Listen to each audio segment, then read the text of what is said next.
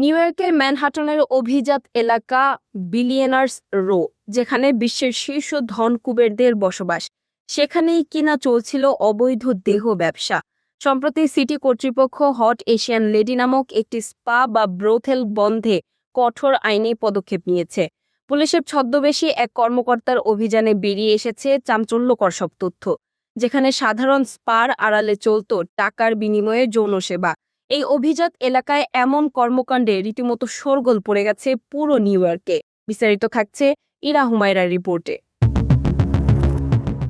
ম্যানহাটনের 5th avenue এবং West 57th street, যেখানে আকাশের বুক চিরে দাঁড়িয়ে আছে বিলাসবহুল সব অট্টালিকা। এই বিলিয়নিয়ার্স রো এলাকাটি পরিচিত তার আভিজাত্য আর কঠোর নিরাপত্তার জন্য, কিন্তু সেই নিরাপত্তার তোয়াক্কা না করেই দীর্ঘদিন ধরে চলছে একটি অবৈধ ব্রোথেল।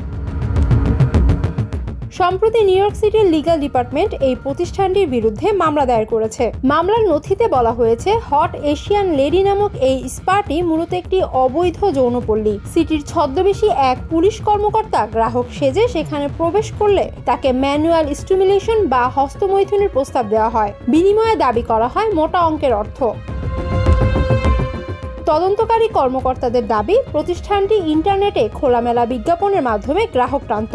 এমনকি তাদের ওয়েবসাইটে আপলোড করা ছবিগুলো ছিল অত্যন্ত আপত্তিকর। স্থানীয় বাসিন্দারা দীর্ঘদিন ধরেই এই স্পাটির রহস্যময় কার্যক্রম নিয়ে অভিযোগ করে আসছিলেন। তাদের দাবি, রাত বিরাতে অপরিচিত পুরুষদের আনাগোনা এই এলাকার সামাজিক পরিবেশ নষ্ট করছিল।